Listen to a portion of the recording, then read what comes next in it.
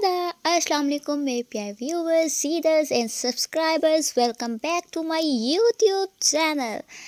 So next episode of Tu Zindagi Hai, episode number 13 and part 1. दायान Shah सड़कों पर आवारा घूमने के बाद रात को देर से घर वापस लौटा ताकि किसी का सामना किए बगैर ही अपने कमरे में जा सके। वैसे भी उसके दिल ने उसको बहुत ज़्यादा तंग किया हुआ था, तो वो फ़िलहाल किसी से भी मिलने मिलाने के मूड में नहीं था। मगर उसके दिल की तरह उसकी किस्मत भी ख़राब ही थी, क्योंकि लाउंज में ही अमेरिका फ्लड कज़न बैठी हुई थी। उसका चेहरा वैसे तो दूसरी तरफ था, मगर दरवाज़ा खुलने और बंद होने पर हरम ने मुड़ के सरसरी सा देखा, मगर वो सरसरी नज़र सरसरी नहीं रही थी, क्योंकि उसके सामने ही हैंडसम हंग कुवैत बिजनेसमैन दायान शाह खड़ा था। हरम जल्दी से अपने बालों को सेट करती सोफ़े से खड़ी होकर उसके पास आई, क्योंकि दायान के कदमों का रुख तो उसकी तरफ नहीं था। वो शायद कमरे में जाना चाहता था, मगर दादों की रिश्तेदार दायान ने कराह कर उसको अपनी तरफ आते देखा, तो मजबूरी में उसको उधर ही रुकना पड़ा था। Hello Dayan, I am Haram. Assalamu alaikum. How are you? हरम दायान शाह ने उसके हेलो में सलाम किया तो वो शर्मिंदा सी हो गई। वालेकुम अस्सलाम, मैं ठीक हूँ, आप कैसे हैं? इंग्लिश लबो लहजे में सलाम का जवाब दिया। हरम उसके एटीट्यूड पर मुस्कुराई थी। कमबख्त पर नखरा सूट भी कर रहा था। आई एम फाइन अल्हम्दुलिल्लाह। हम लोग दोपहर से ही आपका वेट कर रहे थे। सॉरी बट मैं कभी भी इतनी जल्दी घर नहीं आता।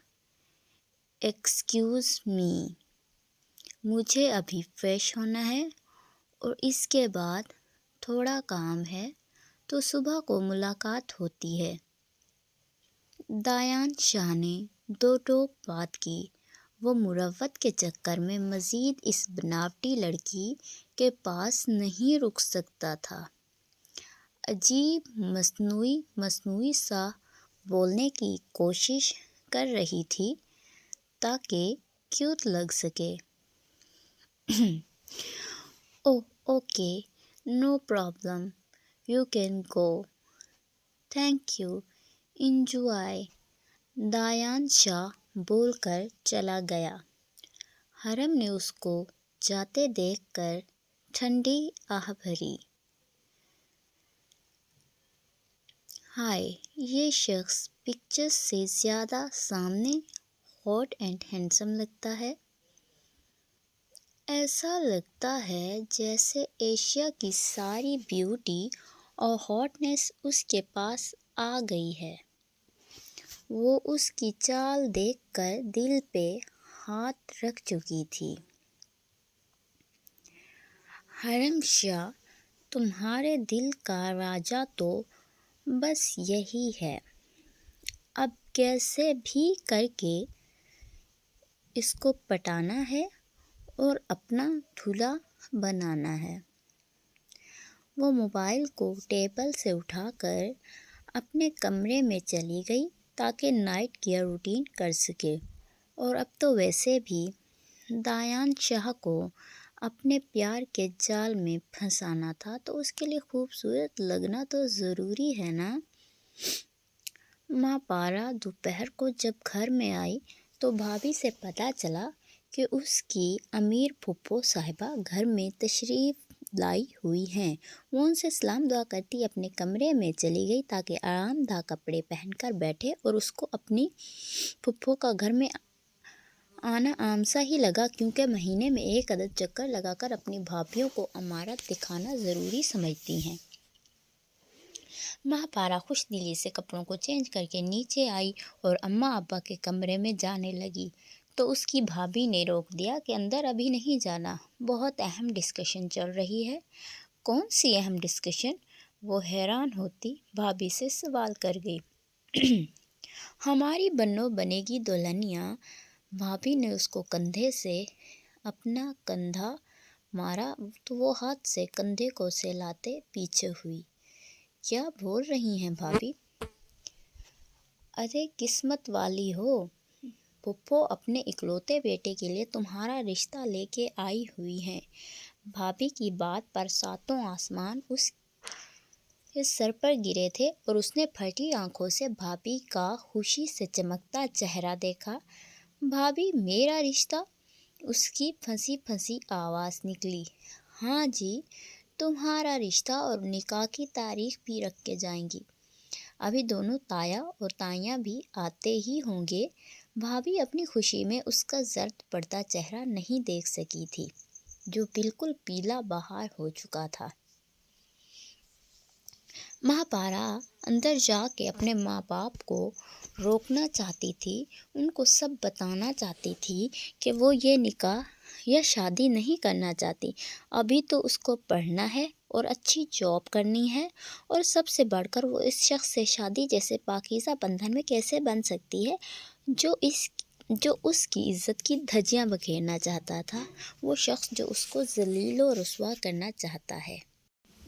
کیسے بھلا کیسے وہ اس شخص کی بیوی بن سکتی ہے؟ مہاپارا اپنے آنسو چھپاتی اوپر کمرے کی طرف بھاگ گئی۔ ابھی تو وہ اماں ابا سے بات نہیں کر سکتی، مگر وہ اس رشتے سے انکار کر دے گی، یہ تو اس نے سوچ لیا تھا۔ وہ کسی بھی قیمت پر طلحہ جیسے بدقماش شخص سے نکاح نہیں کرنے والی۔ اس کی بھابھی مہاپارا کے اوپر بھاگ جانے پر مسکرائی تھی، کیونکہ اس کو لگا تھا کہ وہ شرما کر اپنے کمرے میں چلی گئی ہے۔ مہاپارا کمرے میں آتے ہی دھاڑیں مار مار کر روئی تھی۔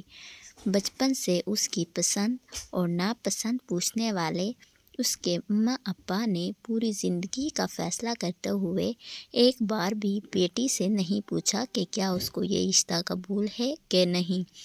اس کے اماں ابا صرف دولت کو ہی دیکھ کر کیوں اس دولت سے اس کی خوشیاں مشروط کر رہے ہیں، حالانکہ اگر وہ اس کو اپنی طرح کسی غریب گھر میں بھی شادی کر دیتے تو وہ خوشی خوشی شادی کروا کر چلی جاتی، مگر طلحہ کے ساتھ کیسے کرے گی جس کا کردار ہی صاف نہ ہو۔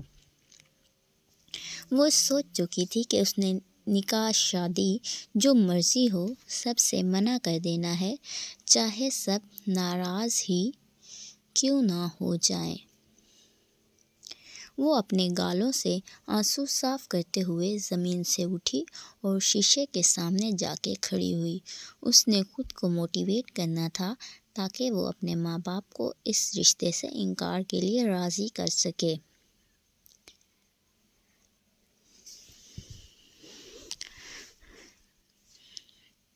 جانو، سمجھنے کی کوشش کرو، امی میرے پرزور اصرار پر ہی صفدر ماموں کے گھر گئی ہیں، ورنہ تو امی کو مہاپارا میڈم زہر لگتی ہیں، زہر۔ طلحہ اس وقت اپنے بڑے ماموں اکبر کے گھر ان کی چھت پر موجود تھا، جہاں وہ اپنی کزن پلس محبوبہ نشا کو منانے کی کوشش کر رہا تھا، جو اس سے ناراض ہو چکی تھی کہ پھپھو مہاپارا کے گھر رشتہ کیوں لے کے گئی ہیں۔ طلحہ نے الف سے لے کر یہ تک ساری بات بتا دی تھی کہ وہ بس اس کو بدنام، ذلیل و رسوا کرنے کے لیے نکاح کا ڈرامہ کر رہا ہے، ورنہ شادی تو وہ اپنی محبوبہ سے ہی کرے گا۔ نشا اس کی پلاننگ سن کر بہت زیادہ خوش ہوئی تھی، کیونکہ وہ سب کزنیں مہاپارا کی وجہ سے ہمیشہ دبتی ہی آئی تھیں۔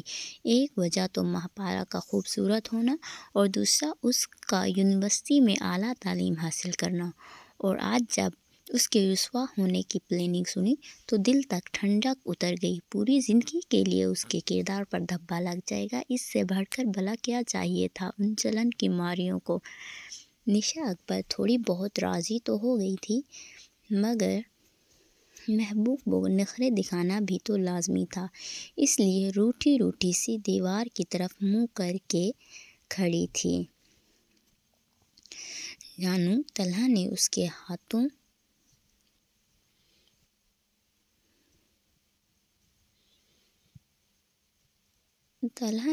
ہاتھوں سے پکڑ کر اس کا رخ اپنی طرف کیا تو نشا نے بتا کر اپنے ہاتھ چھڑائے۔ کیا تمہیں مجھ پر یقین نہیں ہے؟ یقین ہے، اس لیے تو پاس کھڑی ہوں۔ مگر کیا مگر؟ وہ اس کی خاموشی پر بے چین ہوا۔ مگر دل میں یہ خدشہ ہے کہ اگر تمہارا نکاح اس سے ہو گیا، جانو تمہیں اگر مجھ پہ یقین نہیں ہے تو دل سے بھی یہ خدشہ نکال دو کہ میں تمہیں کسی بدتمیز لڑکی سے نکاح کروں گا۔ میرا نکاح اور شادی صرف تم سے ہوگی، صرف تم سے، سمجھی؟ وہ اس کے ہاتھوں کو اپنے ہاتھ میں لے گئی اور ہلکے سے مسلنے لگا۔ کیا کر رہے ہو؟ چھوڑو، آپ ہی نہ آ جائے، چھوڑ دوں گا، بس ایک جفی دے دو۔ نہیں دینی، پلیز نا۔ اپنے عاشق کو اس طرح سے تڑپاتے ہیں کیا؟ اچھا، پر جلدی چھوڑ دیجیے گا۔ ہاں ہاں، جلدی چھوڑ دوں گا، بس تھوڑا سا محسوس کروں گا۔ اس کی بات پر وہ شرما کر مسکرائی اور پھر اس کے گلے لگ گئی۔ طلحہ نے بھی کس کر اس کو جپھی ڈالی۔ یہ تھی ان کی پاکیزہ محبت۔ طلحہ صاحب اس طرح کی محبت مہاپارا سے حاصل کرنا چاہتے تھے، مگر جب وہ اس کو باتوں میں نہیں آئی تو اس کو بدنام کرنے کی کوششوں میں لگ گیا۔ ایک یہ لڑکی تھی جو ایک دو دفعہ کی کوشش میں ہی اس کی جھولی میں آ گئی تھی اور اس کو لگتا تھا کہ وہ مہاپارا سے 1000 درجے بہتر لڑکی ہے۔ آخ تھو! مہاپارا کے کمرے میں تھوڑی دیر بعد ہی دروازے پر دستک ہوئی تھی اور پھر اس کی اماں کی شکل سامنے آئی۔ مہاپارا بہت سے آنسوؤں کو حلق میں اتار گئی تھی اور ماں کا مسکراتا چہرہ دیکھا جو آگے بڑھ کر خوشی خوشی اس کو گلے لگا گئی۔ میں کہتی نہ تھی میری بیٹی بڑے نصیبوں والی ہے، اور آج دیکھو یہ بات ثابت بھی ہو گئی۔ اماں، وہ ہلکی سی منمنائی، بیٹیاں کتنی بڑی جلدی ہو جاتی ہیں۔ ایسا لگتا ہے ابھی کل تو تم قدم قدم چلنا شروع ہوئی تھی اور آج رشتہ بھی آ گیا۔ ماں کے ساتھ ساتھ اس کی آنکھوں میں بھی پانی چمکا۔ اس کی ماں نے پکڑ کر بیڈ پر بٹھایا اور پھر اس کے چہرے پر پیار سے ہاتھ پھیرا۔ پتر، تیری پھپھو تیرا رشتہ لے کے آئی ہیں، ہمیں تو یقین ہی نہیں ہو رہا، اتنا اچھا رشتہ آ گیا، ہمیں تو کوئی اعتراض ہی نہیں، بھلا اپنا بچہ، اس کے لیے کیا اعتراض ہونا؟ مگر تیرے ابا نے بھیجا ہے کہ ایک دفعہ تجھ سے رسماً پوچھ لیں، ویسے ہم نے تو ہاں کر دی ہے۔ ماں کی بات پر اس کا دل کرلایا۔ کیسے رسماً پوچھا جا رہا ہے جہاں رشتے کے لیے ہاں پہلے ہی کر دی ہے؟ اماں، لیکن مجھے ابھی شادی نہیں کرنی، اور پھپھو کا گھر تو بالکل۔ پھپھو کے گھر کیوں نہیں؟ کیا کسی اور کو پسند کرتی ہے؟ اس کی ماں جو تھوڑی دیر پہلے مسکرا رہی تھی اب اس کی بات پر ایک دم سے کرخت ہوئی۔ وہ ماں کے لہجے پر پریشان ہوئی۔ جتنا اس کو آسان لگ رہا تھا کہ رشتے سے انکار کر دے گی، تو ماں کے رویے پر اس کی ساری ہمت گم ہوئی۔ نہیں اماں، میں کسی کو پسند کرتی بھی ہوتی تو تیری شادی ادھر ہی ہوتی جہاں ہم لوگ رشتہ کرتے۔ اس لیے یہ بات اپنے دماغ میں بٹھا لو کہ اگر تم انکار کرو گی اور ہم مان جائیں گے، ایسا بالکل نہیں ہوگا۔ تمہارا رشتہ ہو چکا ہے اور اپنا یہ منہ اب کسی کے سامنے نہیں کھولنا کہ مجھے اس رشتے سے انکار ہے، ورنہ تم مجھے جانتی نہیں ہو کہ میں کیا کر سکتی ہوں۔ ایسے اچھے رشتے بار بار نہیں ملتے۔ مگر اماں، وہ روتے ہوئے بولی۔ چپ، ایک دم چپ۔ ساری زندگی تیری منمانیاں برداشت کی ہیں، مگر آج نہیں تو نہ کرتے ساری زندگی، بس آج کر لیتے۔ کیوں آج کر لیں؟ تیرے لیے کوئی شہزادہ آئے گا؟ نہیں نا، پھر ایسے رشتے بار بار نہیں آتے۔ اماں، بس آخری بار میری بات مان لیں پلیز۔ ماں کے ہاتھوں کو پکڑ کر روئی تھی۔ ابھی تو رو رہی ہے، کل کو ہمارے کیے گئے رشتے پر فخر کرے گی۔ اور ماں کی بات پر سر نفی میں ہلا گئی، کیونکہ ایسا کبھی نہیں ہونے والا تھا، یہ بات اس کو پتہ تھی۔ ابھی تمہاری پھپھو نیچے بلائے گی تو روتا دھوتا منہ لے کر نہ آ جانا۔ اگر ایسے آئی نا تو پھر سمجھ لینا کہ میں تمہاری ماں نہیں ہوں، مر گئی تمہاری ماں۔ اماں، ایسا نہ کریں پلیز۔ ماں کی بات اس کا دل چیٹ گئی تھی۔ ماں باپ ایسے کیوں بلیک میل کرتے ہیں؟ جا رہی ہوں میں، اور اپنا حلیہ ٹھیک کر کے آنا ذرا۔ ماں کے آنے سے پہلے جو اس کو آسان لگ رہا تھا کہ وہ ایک بار بات کرے گی تو سب مان جائیں گے، سب سوچیں دھری کی دھری رہ گئی تھیں۔ جو باتیں اب اس کی اماں کر کے گئی تھی، اس کے بعد تو اس کے گھر والے کبھی بھی اس کی بات نہیں ماننے والے تھے۔ اس کو سمجھ نہیں آ رہی تھی کہ یہ گھر والے کہ وہ گھر والوں کو کیسے سمجھائے۔ یہ سوچ سوچ کر اس کا سر پھٹا جا رہا تھا، مگر سلیوشن نظر نہیں آ رہا تھا۔ جب کچھ سمجھ میں نہیں آیا تو سب کچھ اللہ کی مرضی پر چھوڑ کر پرسکون ہوئے، کیونکہ وہ تو دلوں کے حال بہتر جانتا ہے، اس کے ساتھ کبھی ناانصافی نہیں کرے گا۔ یہ سوچ کر وہ تھوڑا پرسکون ہوئی تھی، مگر دل تو ابھی بھی پھٹ ہی رہا تھا۔ طلحہ جیسے شخص کو اپنا ہمسفر سوچ کے۔ اللہ حافظ and thank you so much for watching this episode. Bye bye.